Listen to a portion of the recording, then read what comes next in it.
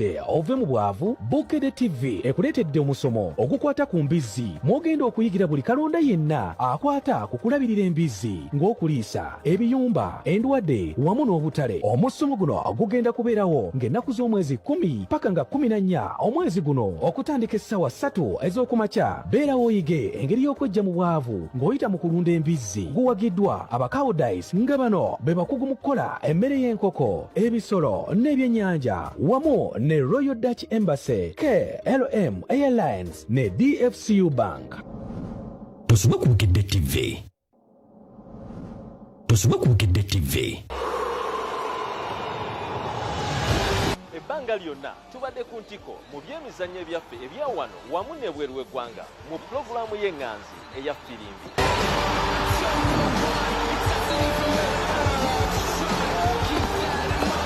Okuva ku Monday paka ku Lokutaano, firimbi ebyemizannyo etandika saa 8 ez'emisana. Olwo ku Lwomukaaga tukutuusaako firimbi extra okuva saa 6 zennyini ez'emisana. Wano tukubira tooki mu wiki yonna weetambudde mu by'emizannyo ne wiikendi weegenda okutambula. Tosubwa abakugu ab'enjawulo okuva ku Monday okutuuka ku Lwomukaaga nga tukuwa ekyo ky'osaanidde okumanya mu nsiko y'ebyemizannyo. Tosoma ku Bukedde TV.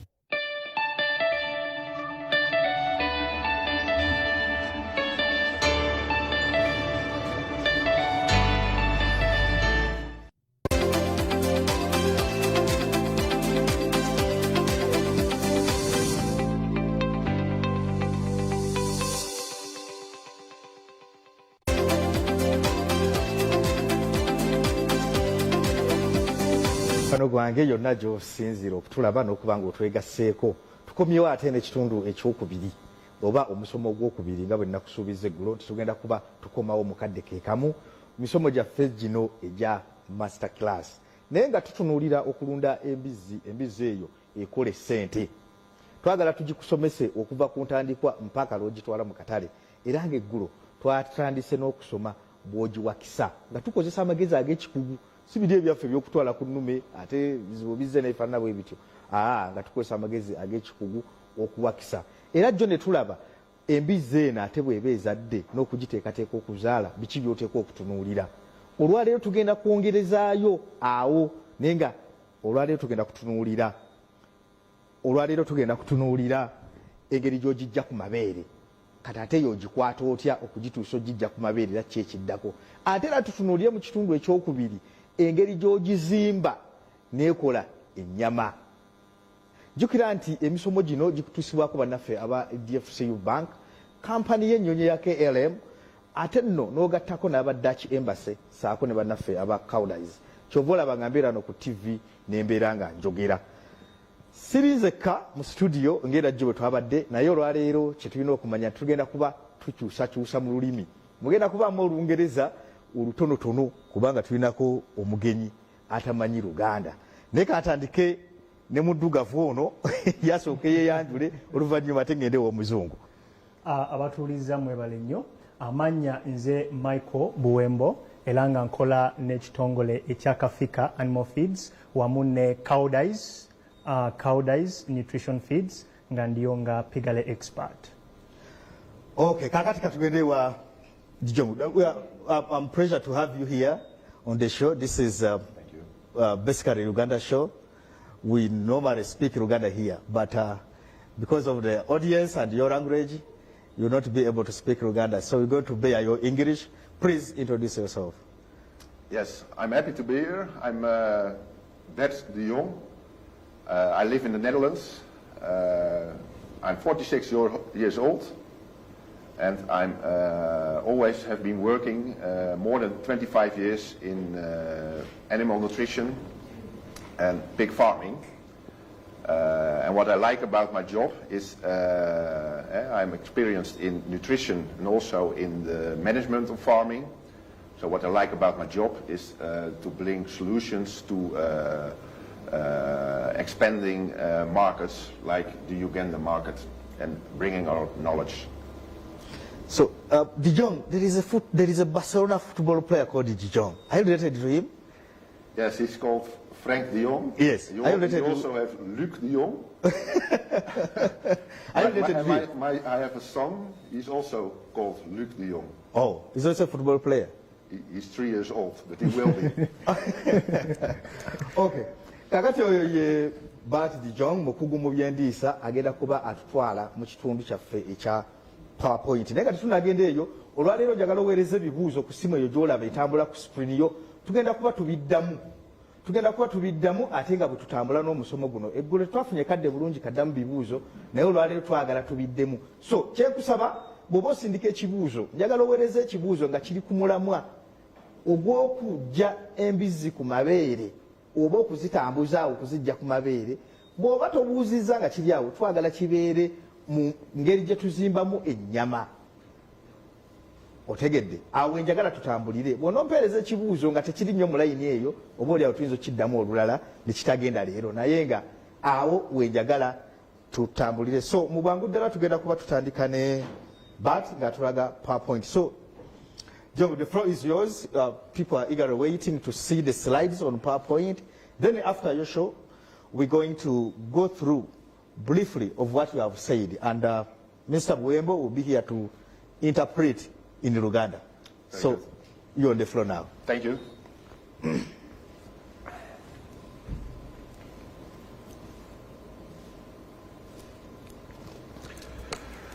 Today is the second day about the masterclass, and it will be about piggery, and especially about piglets, weaning management, and fattening management.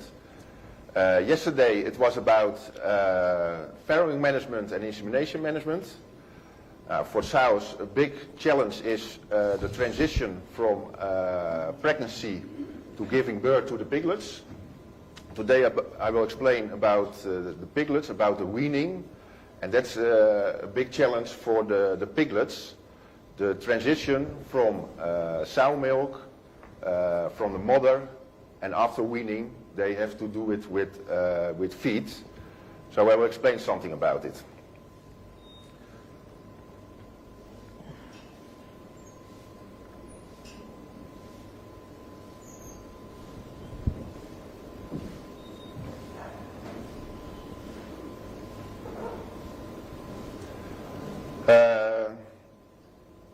Is it visual on the screen, the goals?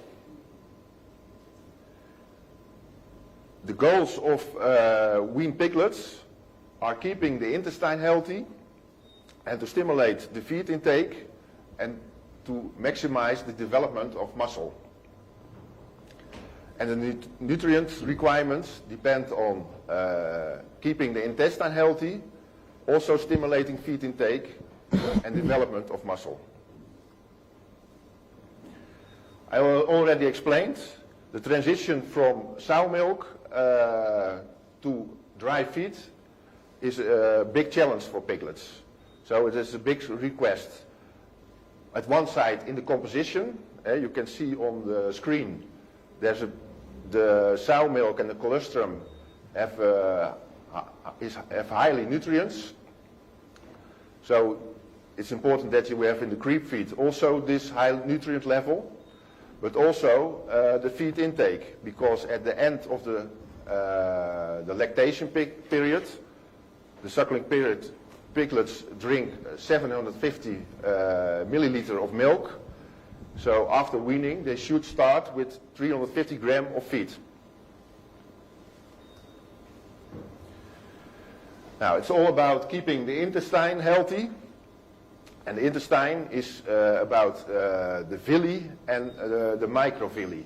So you can see the intestine as a big hose, but the villi and the microvilli, what they do is they give a bigger surface, so this gives better uptake of nutrients. And what you can see in the diagram is when the energy intake after weaning is better, then the villi height is also better. So what does this explain? That the villi height or the feed intake should be maximized after weaning. Now we also show this in this diagram.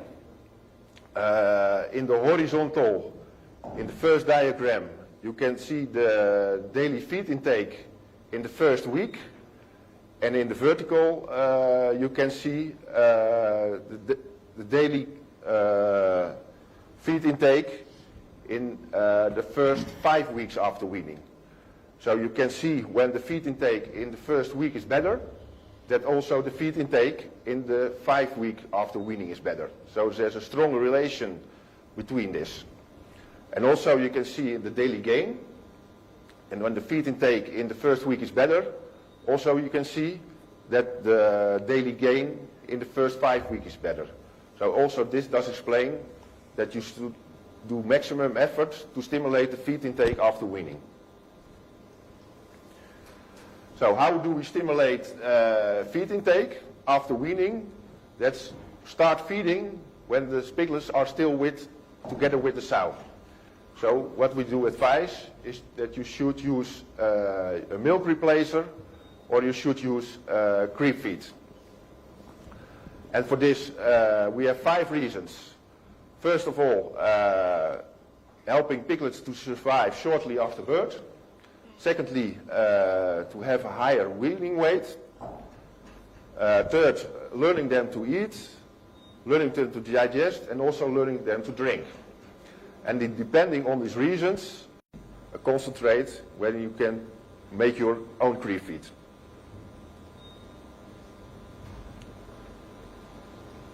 Now we also have norms for feed intake. And what are the norms?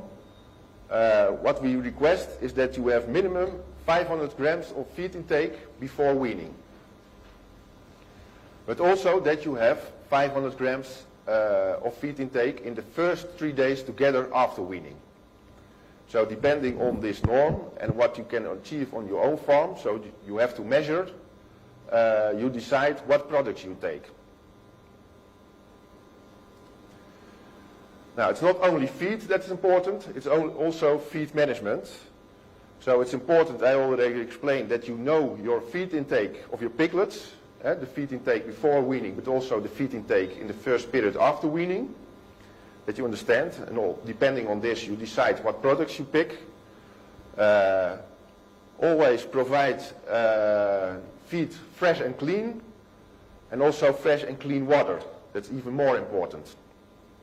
And you feed small quantities as often as possible per day, because piglets eat only small quantities, and the more often you provide your feed, the better you will stimulate your feed intake. And liquid feeding gives better feed intake. So what you can do is make your feed liquid, but then the hygiene is very important. Now we also do some trials within our company, and in this trial we show what's the effect of using creep feed on weaning weights. And what you can see in the different columns is when the number of piglets is increasing, the effect of using creep feed on the weaning weight is also increasing. So what does this explain? When your productivity of your sow is increasing, so the number of piglets is growing, you should use, there's an extra reason to use this creep feed, because it gives extra result. And another trial we did is about learning to eat and learning to digest. In this diagram you can see 4 groups of piglets. We measured the feed intake before weaning, and we divided this in 4 groups. And what you can see, this is the blue line in this diagram. When the feed intake is lower than 300 grams, what you see is the feed intake in the first day after weaning is also the lowest, but the second day it increases. But what you see after, it drops again. And what was shown in this trial is that these piglets, that diarrhea appeared. And in the other groups where the feed intake was better, and that's why I explained we have the norm for minimum 500 grams of feed intake before weaning. no diarrhea appeared, and the feed intake after weaning was more stable. Now, thank you very much, and this was the end of my short presentation. I give the word to Edward. Kale ndowooza owulidde nabagambye leero ebintu birimu ekinyanyimbe luzungu tugenda kukola kintabuli luganda n'oluzungu owulidde but byakunnyonnyodde mu presentation eyo ya powerpoint nkakasa nti olulimi lwayogera obadde olugoberera mubaddemu ebyokuyiga bingi but thank you very much for such a wonderful presentation. But before we go in further, there is a question here, and I want you to answer it. Though it takes us somehow back, but please bear with it. This is Ernest Matete Sembabuli. What could cause premature birth in pig management? What would cause premature birth? Can you explain? Like a pig to give birth before the real time. Having a miscarriage or after? Miscarriage. Yeah, miscarriage. Okay, yeah. That is a miscarriage? Mm-hmm. Is that a miscarriage? Premature birth. Yes. Yeah, sure. Okay. It's a good question. Yeah, there can be several reasons for miscarriage. It's not always related to feed, but when it's related to feed, often you see a high level of toxin, of mycotoxin. So it really depends on the quality of the feed. But on the other hand, it also can have to do with some disease. Like we have the swine fever. It can cause miscarriage, but also pears, for example. Okay. Kale, oyagala kitaputamu? Well, ekibuuzo kibadde nti kiki ekyandibadde kireetera kibuuzo zinga kiri kyayogedde kyategeeza nti kiyinza okuba nga tekyesigamye nnyo ku mmere naye ate waliwo omuntu oyinza okuliisa emmere erimu obutwa kye tuyita aflatoxins nti obutwa obwo ne buleetera embizzi eno okuba nga ate evaamu olubuto. Ekirala agambye nti zisobola okuba endwadde nga swine fever asobola okuleetera embizzi eri olubuto okuzaala abaana abatannatuuka. Byebintu ebibiri byakonyeeko. Okay, kale byebintu ebibiri byakonyeeko kakati njagala tugende tulabe vidiyo. Vidiyo eno egenda kuba ekwata ku weaning oba okujja abaana ku mabeere. Process eyo kwegenda okuba nga etambulira egenda kuba egezaako okunnyonnyola n'okukulaga ekirungi eno eri mu Luganda biki baati byabadde ayogerako.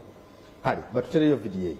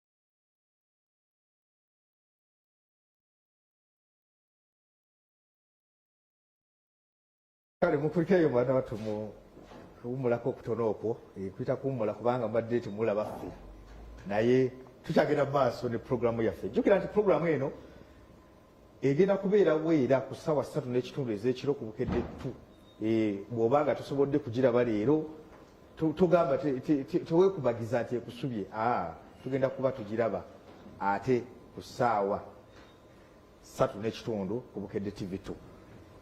Bwana Michael sebo atuddeko mu luno olwaffe olweka kakati bwe tubeera mu nkoko tulowooza ku bbugumu obizinga buto kati ate omuntu ali eno mu zino embizzi ezizadde ye talowooza ku bbugumu. Ebbugumu n'omuntu akola mu mbizzi alirowoozaako oba ne tubanga tuli mu kulabirira ebisolo byaffe ebbugumu kikulu nnyo teribeera mu nkoko lwakuba nti libeera lya nkizo nnyo mu nsi ziri eri wewabeera nga babeera n'obunnyogovu bungi okusingako ewaffe kubanga ffe environment yaffe oba ne temperatures zaffe ebiseera ebisinga zisobozesa embizzi eno okukula obulungi naye bo mu bantu abakolera eri mu nsi ez'ebulaaya ebbugumu balyetaaga nnyo olw'ensonga nti ensi yaabwe ya bunnyogovu so omaama ono bw'abeera ng'alina obubizzi buno maama alina ebbugumu lyaleeta eri omwana kati omwana bw'omujja ku mabeere n'omutwala mu nnyumba gy'agenda okutandika okukulira aba yeetaaga okuggibwako kye tuyita heat stress oba okubanga tataaganyizibwa na kubanga tuleetamu waliwo stress hormones ezo tuyita cortisol bwe zijja gireetera omwana okubanga talya bulungi ntegeeza akabizi so nakyo kikulu nnyo okubanga tulina temperature eri regulated mu nasale yaffe okubanga temperatures zaffe at least zibeera nga si za wansi nnyo nga za bunnyogovu wabula nga ziri moderate lwakuba nti bafarmers abasinga tebaziteekako nga bwenkugambye olw'embeera y'obudde yaffe nti terina nnyo much effect okujjako wansi eyo ng'ekabaale okirowoozaako bulowooza si kyakirowoozaako so bw'obeera mu environment nga temperatures ziri below 20 waliwo temperatures ebeera 26 ezikira ne zidda wansi mu 25 ebbugumu eryo terimala ku mwana aba yakafuna ki yakafuluma so temperatures eziri at least above that is the room temperature epita 27 ezeyongerayo waggulu kiba kikulu nnyo okubanga oteekamu akasigiri kyetuyita akakyako stove bw'oba tokoseza amasannyalaze kati commercial farms zetukola nazo zo tulina amasannyalaze tulina lamps ezo tuteekayo lamps zennyininyini ne zireeta ebbugumu mu nasale. Yes. Okay. Dijon, this looks a bit general, but someone wanted to know what are the techniques of earning more profits in piggery farming? The techniques of profits? Yes. Yeah, that's a good question. That's the most important. I think the most important about making profit with piggery is that you invest in the beginning and you save money in the end. But we can focus on these wind piglets. On these wind piglets, yeah. Yes, let's focus there. Because actually, it is the topic of the day. Actually the same, eh? Oh. What I explained is that you invest in creep feed.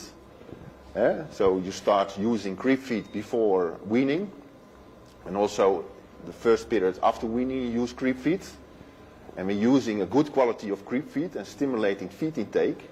What do? You keep intestine healthy, but also you stimulate feed intake, and you have maximum development of muscle of the piglets. And when you have a good start in the beginning, after weaning, later the piglets will grow more efficient. So what you will see, that they grow more efficient, and your feed conversion rate is better, and your cost at the end will be lower.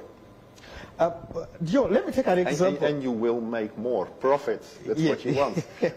Let me take an example of a mother with 14 piglets. Yeah. After a month or after 4 weeks, that is by the time we can think about weaning. Yeah. Then some are underweight others have attained the weight. What do I do? When the weight is too low, you mean? Yeah, when some have attained the weight, Yeah. and the others are not at the same weight. Yeah. Yes. What we do in common practice, but that's about. Can we win some? Like I have 14, Yeah. 8 are okay with Yeah. the weight I want. Then I have other 6. With lower weight, you mean? Yeah, I understand. What we see in common, first you start with management when still the piglets are with the sow. Oh. So stimulating the sow to produce milk and have the piglets as equal as possible. So it all starts with the piglets. But then, secondly, comes the weaning management. And what we do, when you wean more groups of piglets, you take the little one out and you put them together and you make a separate group for the little ones and do some extra with extra water, extra feed, extra quality of feed. That's how you solve this. Oh. Okay. Bwana Buwema. So, Ono Robert ali Bulanga local district. Agamba nti Embizzi njiriisa mmere ekinga evudde ku mabeere. Weewaawo Diyo nga ayogera nnyo ku mmere, prep food n'ebirala, feeds n'ebirala. Yo gyeki eyo? oh, well, creep feeds kigambo kya luzungu naye emmere eyo ebanga yateekateekebwa okubanga obubizzi obuto obwakava ku mabeere busobola oggimulungula mu lubuto lwabo okwawukana ku mmere ey'embizzi enkulu. Kati nga mwami Bati babadde abannyonnyola nti emmere eyo gye tusobola okuwa obubizzi obwakava ku mabeere bagita lomelco, bubeera buweke, eba ekoleddwa nga Ejjantabule. ntabule esooka. Then waliwo endala gye bayita KPLC 50. Eyo yo ya powder, kati gw'omulunzi oteekamu buteesi kasooli. Ne kasooli oyo amulunguddwa okubanga naye agenda kuyita mu digestive system y'embizzi eno nga nnungi. So omulunzi alina options bbiri. KPLC 50 ateekamu kasooli era n'ebbeeyi y'emmere eba ekendedde. Eya lomelco yo already eri complete naye eri more digestible era esobola okuwa result. So mu kumuddamu asobola okukozesa ebika by'emmere ebyo ebibiri, lomelco ne KPLC 50. Kati era ndowooza ne kino kizingira awo ekya Eric Alindejje Bombo agamba birungo ki byensobola okutabula okusobola okufuna emmere erina emigaso gyonna oba kigwawo mu byonnyonnyodde. Ebirungo kibuuzo kirungi nnyo. Birungo ki byensobola okutabula? Kati ebirungo bino byawukana okusinziira ku kika ky'embizzi ky'okwatagana nakyo. Nsobola okusalawo ne mekuliisa eri prep food feed neetabulira eyange. Nanti kyenkugambye nti creep feed olina omukisa okwetabulira eyiyo ng'okosezza kali akalungo ka KPLC 50 weeteeramu kasooli wo n'obanga otabula kilo 5 eza kasooli, kilo 5 eza KPLC 50. Ensonga lwaki kayitibwa KPLC 50. Then bw'oba tolina kasooli mulungi, kubanga kyalina okumanya fama nti kasooli kikulu nnyo olw'ensonga nti bw'okozesa kasooli omubi ogenda kuleeta okuddukana mu bubizzi. Mubeeramu obutwa bwe tuyita mycotoxins ezo. So singa obanga olina kasooli omubi n'owa obubizzi bwo ng'ate bukyali buto, ogenda kubanga ofuna diarrhea. Mu bubizzi buno. So ensonga lwaki KPLC 50 omukozesa ng'okoseza kasooli omulungi awo osobola okugira. Naye okuddamu mu kibuuzo ekyo tubadde oŋŋamba nti akozesa birungo ki? Tulina ebirungo by'enjawulo nga bwe nkunnyonnyodde okusinziira ku kika ky'embizzi ky'oba olabirira.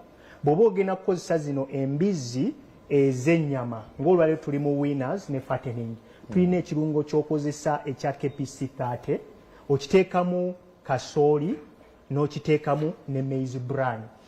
Okusinziira we tuba tukulambise mu ntabula yaffe ey'enjawulo nti wano ziri mu kukula, wano ziri mu kola ki, mu kufateninga.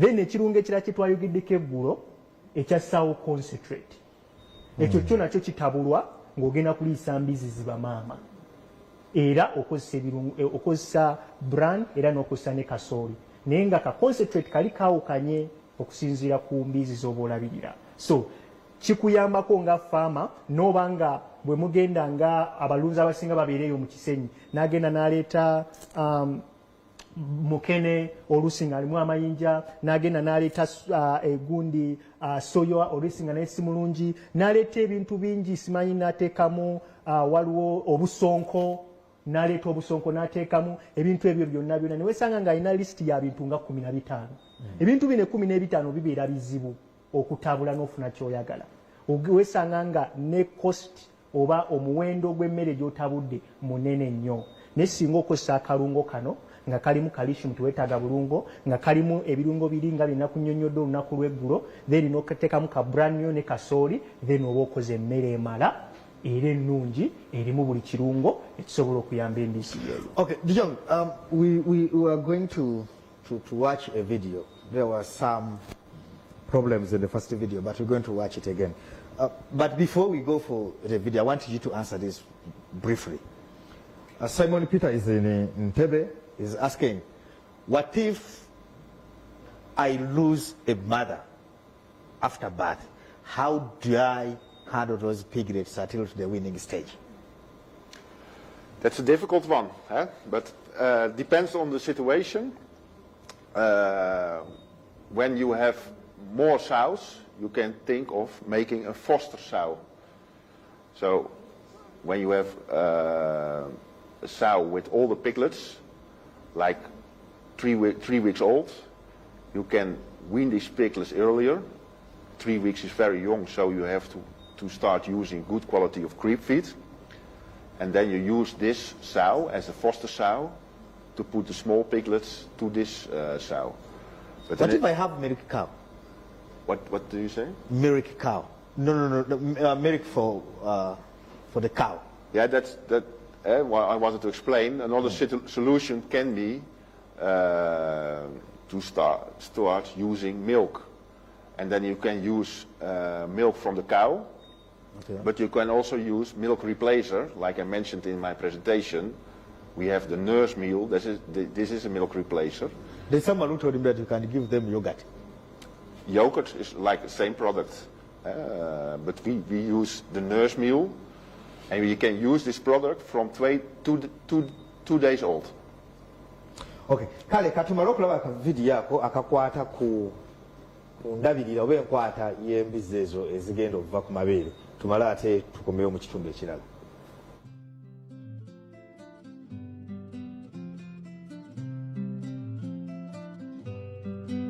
Tugenda kwogera ku migaso gy'okuliisa obubizzi obuto mu kadde akatuufu.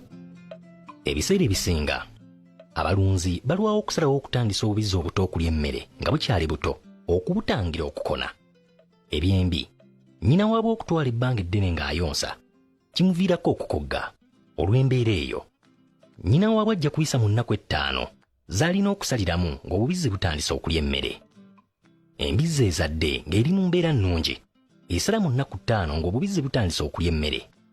Akaseera k'okutandisa obubizzi obuto okulya emmere kiyita okubujja ku mabeere. Kikola kinene ku muwendo gw'obubizzi obuzaalibwa omwaka enkazi ezaala mu kaseera ako. Singa omulunzi atwala ebbanga ddene nga tajja bubizzi buto ku mabeere, enkazi eba yakuzaala obubizzi butono omwaka. Akaseera obubizzi obutandikira okulya emmere kikola kinene ku buzito bw'embizzi egenda okuvaamu.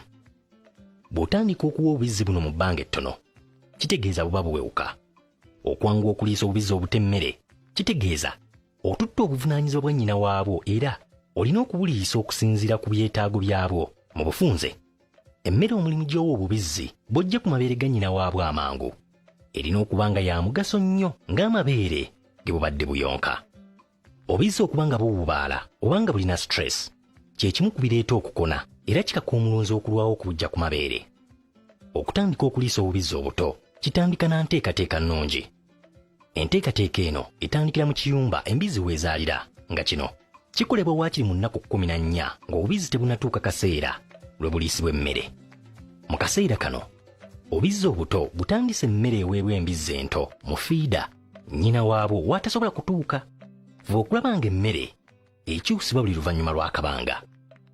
Olina okulaba ng'obubizzi obuto bufuna amazzi amayonjo nga gano bulina okuganywera mu butaapu buyite drink nipples, ate nga butaapu buno bulina okuba mu buwanvu obubizzi buno bwe busobola okutuuka. Cowdice erina romelco, emmere y'obubizzi obuto omuli akalungo ak'omugaso akayamba obubizzi okukula obulungi. Obubizzi buno butandika okuyonka kitono olwo ne bulya kingi. Wano nnyina waabwo aba awummula n'asigala ng'anyirira ate ng'obubizzi bwe bugejja.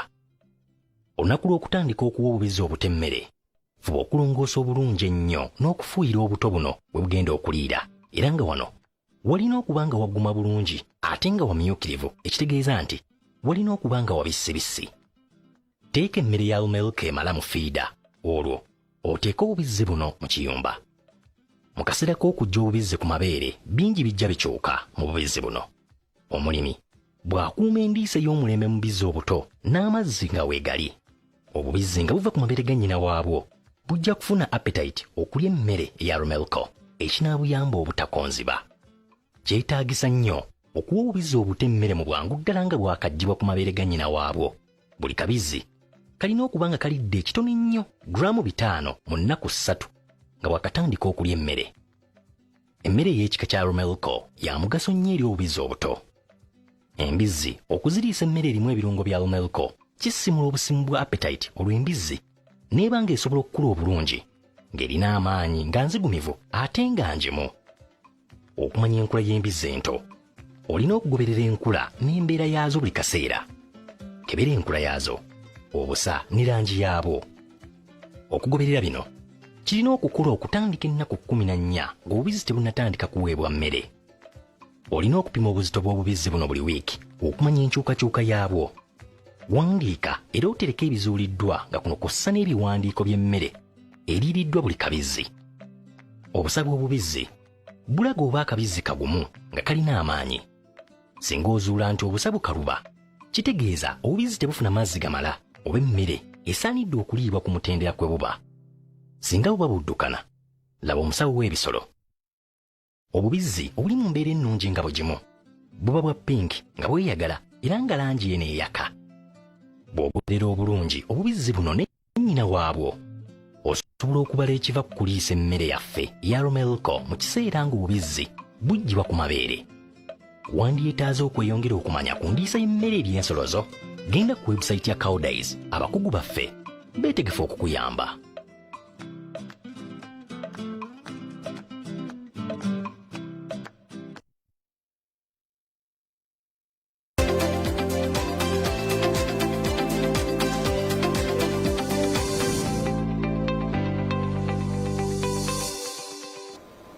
Ndoza akavidiyo yako kalabye akannyonnyola ebintu by'okulabiriramu embizzi eva ku mabeere.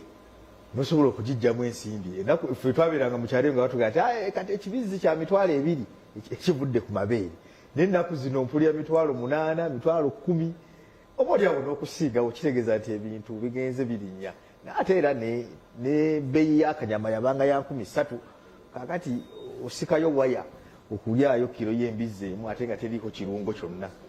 Kaakati embeera bwetyo bwegenza olabagambye nti waya lulimi lwa tilutegerekeka. Ogwo guba mutwalo naye enjogera ya kivubuka eriwo ennaku zino.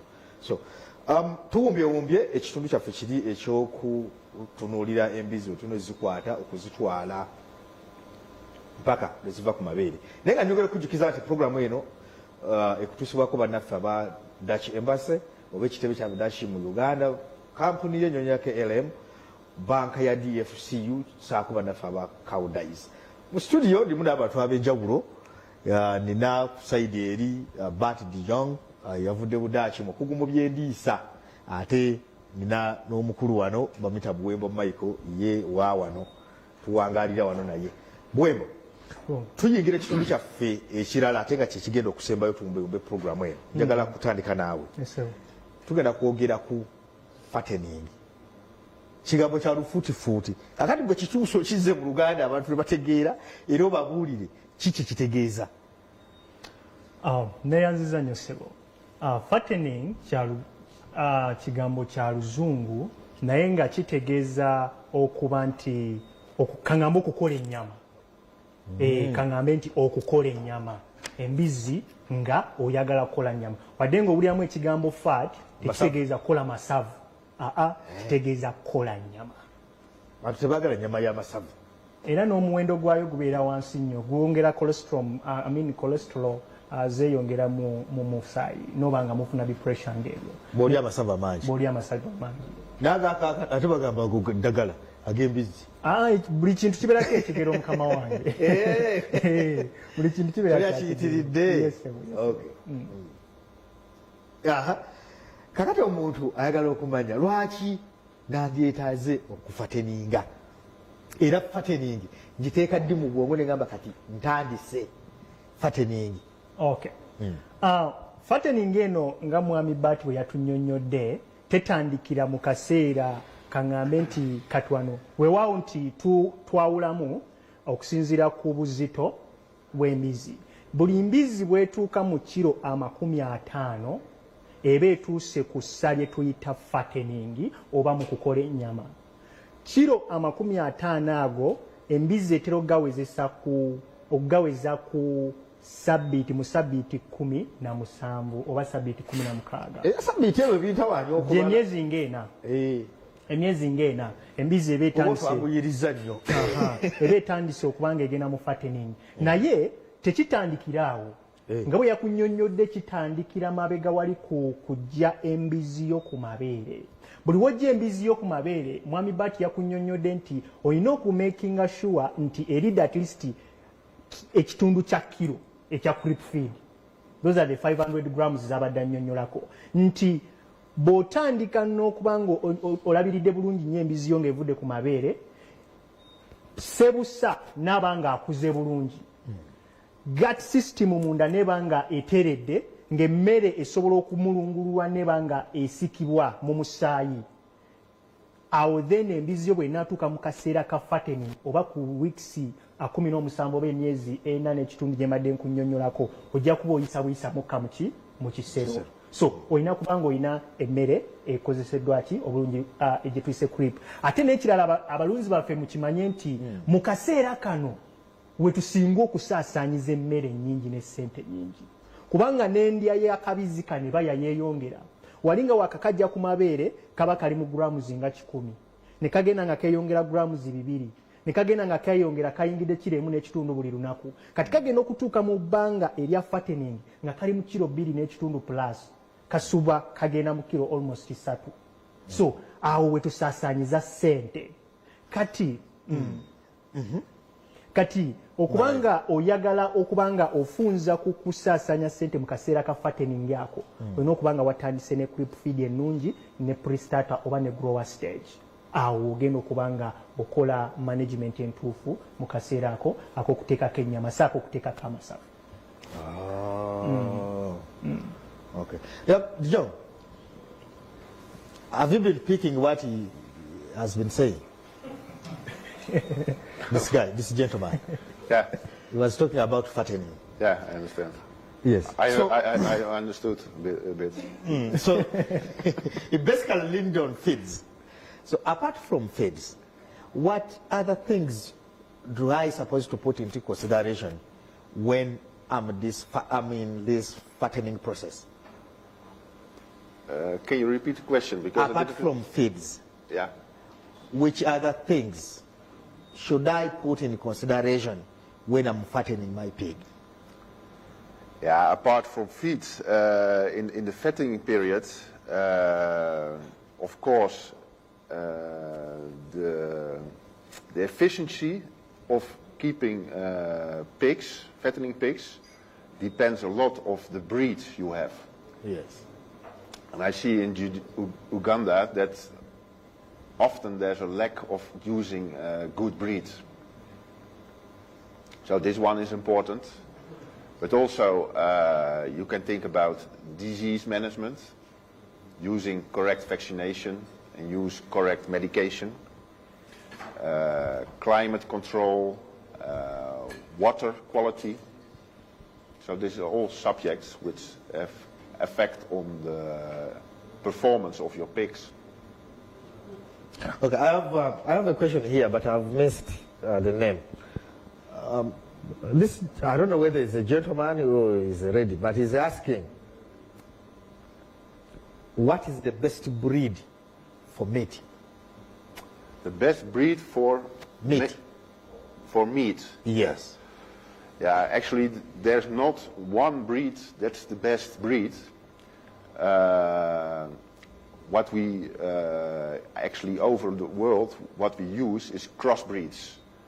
And first we start producing, making crossbreed, producing sow, young sow, and that you do most situations you use landrace sow, and you cross with Yorkshire or large white. Thus you bring these two together, and then afterwards producing piglets for producing meat for fattening. You use like a Duroc or a Hampshire race fattening boar. So what if I cross Hampshire and red white? They give me what? Which breed? Yeah, large white is very strong and also very fertile. And for example, landrace, this sow, they have good mothership, so they have good milk production and good udder. And they are very good for their behavior for the piglets. Okay. And on the other side, the Hampshire and the Duroc, they have high meat quality and a good efficiency in producing meat. Muwembo. Sebo. Kasoke nve ku bya Dijon. Kakati kiki ekireeta amasavu. Kola n'otunuulira ennyama eyo ffe abagirya. N'otunuulizibwa oti noga sekyaguze. Nga baziyita buliti abamu omanyi ya buliti. Ng'otunuulira essavu eriri ku nnyama noga bannange kiki kino. Kangende. Mbeera ki ebeerawo? Ekireeta amasavu kiri entirely ku ndiisa y'ekisolo kyo.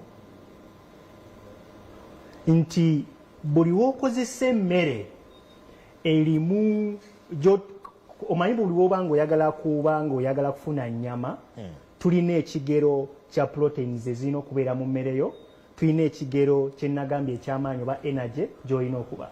Kati buli w'oba ng'olina energy nnyingi oba singa emmere yo ogikozesa n'eba ng'erina energies eziri excess oba proteins eziri excess, waliwo kye tuyita fat tissues, nti emmere eyo oba ebirungo ebyo ebiyitiridde bigenda ne bige wansi w'olususu, byegenda nga byakimulatinga wansi w'olususu. Nti embizzi efunyeeko kyeyagala nga bwe twakunnyonnyodde eggulo, ekyegyetaaza okukula, ekigyetaaza okuba nga efuna amaanyi agakola ebintu eby'enjawulo, kati oyisitirizza we wandikomye. Kati mu kifo yo kye yandibadde nga egundi ebyo ebifulumya ng'eyita mu bubi, ebiteeka wansi wa lususu. So okuliisa proteins ne energies ennyingi oba ebirungo ebiyitiridde nga bisava kireetera embizzi y'okuba nga ekola ekigodo kye tuyita amasavu. So ekintu ekyo kikulu nnyo, tekiri nti embizzi kubanga zino embizzi ez'ennyama zo zirya misana na kiro, tetuzipimira. Embizzi ey'ennyama erya misana na kiro, gwe kyokola oteekamu buteesi mmere, oteekamu buteesi mmere. Naye ne bwankubadde nti oteekamu buteesi mmere, munnange zeegerera. Abantu abamu balowooza mbu embizzi tezeegerera. Embizzi etuuka n'erya n'egamba nzikuse. Embizzi ki eyo yaawa? Embizzi zenjogerako zembizzi zetulunda n'omulunzi omu olusobo. Kati negandikooyo neevaawo ne yeebaka. Kati emmere eyo twongeramu kye tuyita fibers sometimes, tulina kye tuyita dietary center, nti buli w'olya kankuwa ekyokulabika buli wendya emmere nenjagala owumbewumbe mangu era ogenda okuvaayo ng'osibudde n'okusibwa. So kati buli weba ng'otaddemu emmere nnyingi ate nga erimu fibers ntono, embizzi egenda kubanga erya nnyo. Ne singa oba otaddemu emmere ng'erimu fibers nnyingi eziri considerate, ziba ziyamba embizzi eno okuvaako singa ng'ekoze eki, singa ebanga ogigese. Ekikola amasavu is overfeeding, okuteekamu emmere ennyingi. Ne mukulu Bati kyabadde ayogerako kyembadde njagala okukwatako katono nnyo, nti breed kikulu nnyo kubanga kikuyambako. N'ekirala abafaama abasinga amazzi mu nywesa y'ebisolo kikulu nnyo. olina okumakinga sure mbu at least olina amazzi agamala agatambulira mu nipples, tetwandise nipple system, si kuteeka mu bubaketi n'ogenda mu lumbe n'olwayo n'omalayo ennaku 2 n'odda nga baketi waliwo n'ebidomola ebiriko nipple. So mu kaseera kano making sure mbu embizi zo zifuna amazzi agamala, making sure mbu zirya emmere entuufu ey'ekirungo kyaffe nga bwe nagambye mbu KPC 31 gye tuli mu kuliisa era gye tuteekamu ebintu ebyenjawulo. Amannya nsigadde bampita Michael Buwembo era nga nkola n'ekitongole kya Kafika Animal Feeds era nga tu distributing emmere ya cowardice. Mubadde bawuliriza era balabi balungi nnyo, mugende ku branches zaffe ez'enjawulo kubanga tujja kuba ne mujja kulaba branches nga ziriko Kafika, temujja sanga kigambo cowardice naye zijja kubeera Kafika naye ng'emmere erimu ya cowardice. Bawesimu bajja kukubira oyongera obbalagira gye ziri. Ennamba y'essimu gwe omulabi wandiika wansi, funa akapapula ne peni owandike 0702 24 36 10, eyo ya WhatsApp ate era nga ya Airtel 0702 24 36 10. N'abali ku lukomo lwa MTN 0784 29 89 03 0784 29 89 03. Mutukubireko twongera tobalabula n'okubanga tubatuusako obuweereza obw'enjawulo. Mwebale nnyo. But time is not on our side. Please, let's have your closing remarks. What was your question? Sorry. No, it is not a question. Time is not on our side. We are winding up the show. Please give your closing remarks. Yeah, I was very happy to be here, and I wanted to learn today about fattening management. But actually, the message we want to bring today is that fattening management starts with the beginning, with the good start. And the good start is about feeding your sows, good quality of feed for your sows. Start with good quality of piglets, and then invest in the first period for your piglets in creep feed. I can say about less than 30% of your feed costs are in this phase, and 70% of the costs are in the phase after. So with investing in this 30%, this will give better profit at the end. And I think this is the most important message of today. Okay, thank you, John. We'll look forward to be with you tomorrow. Kale banange sijja kwogera luzungu nnyo lususe so bwete leero bwegenze muwulidde ebintu bye twogedde enkya tugenda kukomawo n'ekitundu ekirala naye kankulekereyo ka vidiyo ako akakwata ku fattening. Akume atakumira mpeera.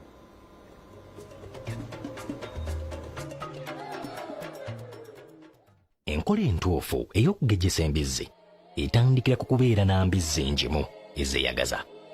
Olyo lw'obubizzi obuto lusalawo kinene ku ngeri embizzi gye zikulamu. Olyo nga luggiddwa mu mbizzi enzungu zikula mangu bw'ogeraageranya n'olulyo olunnansi olukula akasoobo. N'olw'ensonga eyo kisaanye okumanya ekika ky'emmere ky'olina okuwa buli kika kya mbizzi z'olina. Omuwendo gw'emmere ey'awamu ku mitendera egy'enjawulo gusingira ddala omuwendo ogusasulibwa ku mmere ey'ekika ekimu yokka. Emmere erimu emigaso egyetaagisa okuliisa embizzi ng'eno ya njawulo ku buli mutendera ng'embizzi ekula. Kikendeeza ku bisale ebyawamu ebisasulibwa ku mmere bw'oba opimidde ku kiro y'ennyama ey'embizzi.